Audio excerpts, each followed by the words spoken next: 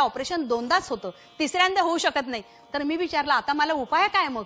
हा सिंगर्स नोडल्सचा त्रास एवढा वाढलेला आहे, बोलताना त्याच्यातनं रक्त येतं, तर ह्याच्यावर इलाज तर काहीतरी कराल ना. तर डॉक्टर म्हणले ऑपरेशन होऊ शकणार नाही, ह्याच्यावर इलाज नाही, ह्याच्यावर तुम्ही गप्प बसणं हा एकच इलाज आहे. त्यावेळेस ते ग्रस्त म्हणाले मला अत्यंत वाईट वाटलं हो, परमेश्वराने फुकटचा दिलेला आवाज आपल्याला आता वापरता येणार नाही याचं वाईट वाटलं. पण ज्या वेळेला असं होतं ना की माणसाच्या बाबतीत सगळे दरवाजे बंद होतात दुर्दैवानी, त्यावेळेला कुठेतरी असा एक दरवाजा उघडतो निश्चितपणाने आणि त्याला दिशा मिळते. तसंच ह्या ॲडव्होकेट माणसाचं झालं होतं, मालपाणींचं झालं होतं. त्यांना कुठून तरी डॉक्टर करंदीकरांचा पत्ता फोन नंबर वगैरे मिळाला, ते तिथे गेले आणि तिथे त्यांनी ओंकाराची ट्रीटमेंट घेतली आणि त्या थेरपीने त्यांच्या त्या सिंगर्स नोडल्स कायमचा रामराम करून त्यांना गेल्या. बी मोड म्हणतो ना आपण दुखण्याचा, तसा त्या बिमोड झाला. म्हणून त्या माणसाने सांगितलं की तुमच्या कार्यक्रमात आवर्जून सांगत जा की सिंगर्स नोडल्स खरडून काढण्याला ऑपरेशनला सुद्धा मर्यादा आहेत, दोनदाच ऑपरेशन होतं, तीनदा नाही, असं त्या माणसाने अत्यंत तळमळीने सांगितलं. लोकांपर्यंत पोचावा असा तो संदेश होता. पुन्हा आमचं कीर्तन सुरू झालं, तसंच आता पुन्हाही सुरू होतंय. ह्या नोडल्स होण्याचं कारण कळलं, त्याचं स्वरूप समजलं. मुळामध्ये आपण बघतो की ह्या सिंगर्स नोडल्स उद्भवणं, स्वरतंतूंवरचा ताण वाढणं, सूज वाढणं, ह्याचं कारण कशामध्ये आहे? तर चुकीच्या श्वसन पद्धतीवर आधारित ज्या वेळेला आपल्या आवाजाची निर्मिती होते ना, त्यावेळेला हा त्रास होतो. मग चुकीच्या श्वसन पद्धतीवरती आधारित गाऊ नये, बोलू नये, म्हणजे मग बरोबर असलेली श्वसन पद्धती कुठली हे पण आपल्याला बघणं गरजेचं आहे. बरोबर श्वसन पद्धती म्हणजे डायफ्रॅमॅटिक ब्रीदिंग, उदर श्वसन, आणि चुकीची श्वसन पद्धती म्हणजे चेस्ट ब्रीदिंग, छातीचं श्वसन. मंडळी, आता मला एक अत्यंत महत्वाची गोष्ट तुम्हाला सांगितल्याशिवाय पुढे जावत नाही की चुकीची श्वसन पद्धती म्हणजे चेस्ट ब्रीदिंग, छातीचं श्वसन, हे टाळावं आणि होता होईस्त माणसाने उदर श्वसनाधारित गावं आणि बोलावं. डायफ्रॅमॅटिकच्या ब्रीदिंगवरती आधारित बोलणं आणि गाणं आवश्यक आहे. हे नुसत्या आवाजासाठी आणि स्वरतंतूंसाठीच नव्हे तर इन जनरल आरोग्यासाठी त्याचं अत्यंत महत्व आहे असं दाखवणारा एक लेख डॉक्टर उल्हास कोल्हटकरांचा माझ्या वाचण्यामध्ये आला होता. श्वासोपचाराची न्यारी दुनिया, त्याच्यामध्ये त्यांनी लिहिलं होतं की उथळ पातळीवरचं श्वसन, उरश्वसन, चेस्ट ब्रीदिंग हे करत राहिल्यामुळे अनेक रोग होतात आणि हे टाळून जर तुम्ही डायफ्रॅमॅटिक ब्रीदिंग अवलंबलं, ते तंत्र जर तुम्हाला जमलं तर अनेक रोग सहज परतवून लावू शकता.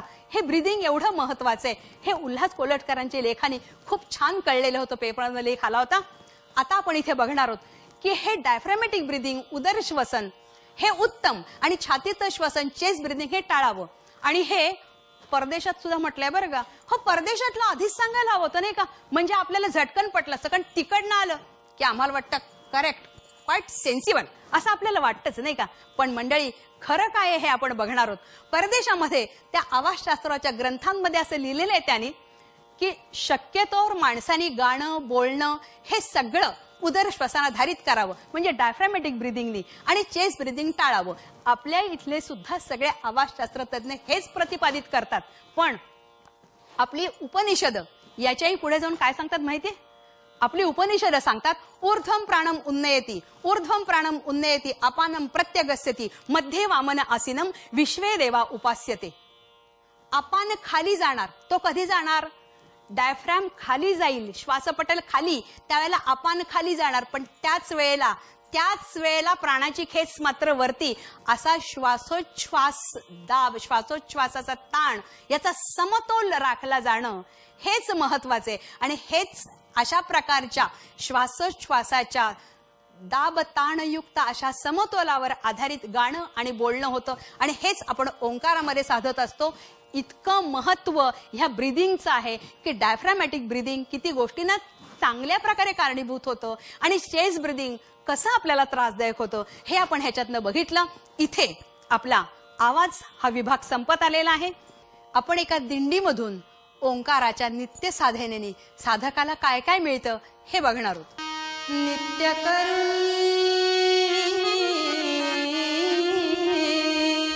नित्य करुणी ओंकार साधनेला, नित्य करुणी ओंकार साधनेला, अधिक प्राण शक्ती मिळे साधकाला, अधिक प्राणशक्ती मिळे साधकाला, येईच्या पल्ल्या तेज ही तनूला, येईच्या पल्ल्या तेज ही तनूला, चमकतेवी ती येतसे मतीला, चमकतेवी ती येतसे मतीला, चमकतेवी ती येतसे मतीला. ओम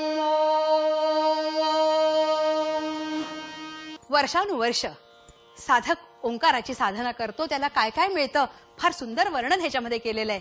अधिक प्राणशक्ती मिळे साधकाला, येई चापल्य तेज ही तनुला, आणि शिवाय चमकतेवी ती येतेसे मतीला. मती म्हणजे बुद्धी. बुद्धीसाठी, स्मरणशक्तीसाठी ओंकाराची नित्याची साधना हे एक वरदान म्हणायला हवं.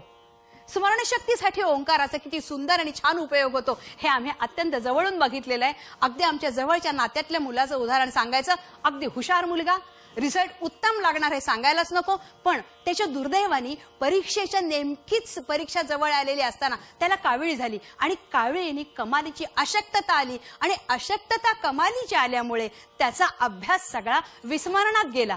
त्याचा अभ्यास आठवेनासा झाला. आता एवढा हुशार मुलगा, त्याचं वर्ष वाया जातं की काय अशी वेळ आली. पण वडिलांना ओंकाराच्या साधनेची माहिती होती. त्यांनी त्याला सांगितलं होतं, बाबा रे, तू रोजची 15 मिनिटाची ओंकाराची साधना कर. आणि ती ओंकाराची 15 मिनिटाची साधना इतकं सुंदर काम करून गेली की त्याची अशक्तता तर भरून निघालीच, म्हणजे आरोग्य त्याचं सुधारलं. शिवाय त्याचं विस्मरणात गेलेला अभ्यास त्याला सगळा आठवून सुंदर रिझल्ट त्याचा लागला.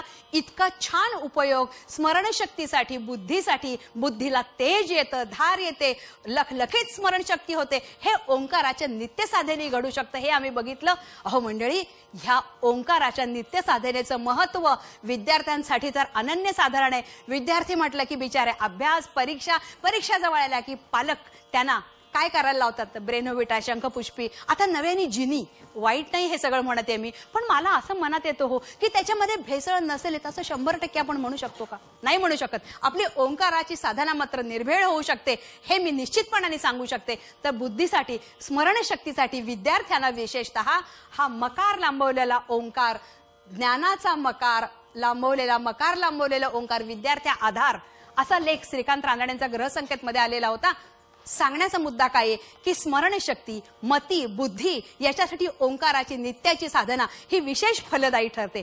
आता स्मरणशक्तीनंतर पुढचा जो भाग आपण थोडक्यात बघणार आहोत तो म्हणजे मनशक्ती. अहो, मनशक्ती हे मनाचं बल, मनाची शक्ती, हे सगळं मन एकाग्र करून घेतलं की आपल्याला आजमावता येते. हे आपण गेल्या विभागात बघितलेले. ह्याच्यामध्ये आपण आता असं बघणार आहोत की ओंकाराच्या नित्य साधनेने मन एकाग्र झालं आणि मनाला सामर्थ्य प्राप्त करून घेतलं तर वेगळे मानसोपचार करण्याची गरज राहणार नाही. मानसोपचार तज्ञ, समुपदेशक ह्यांना मी वाईट म्हणतच नाहीये, ते चांगलेच आहेत त्यांच्या जागी, पण आपण आपल्या वागण्याने ही वेळ जास्ती का आणायची? पालक मुलांच्या मागे लागतात हो. बंड्याला जसे मार्क मिळाले तसे खंड्याला मिळाले पाहिजेत. अरे पण प्रत्येकाची बुद्धी वेगळी आहे. पालकांनी आपला अट्टहास पाल्यांवरती लादू नये.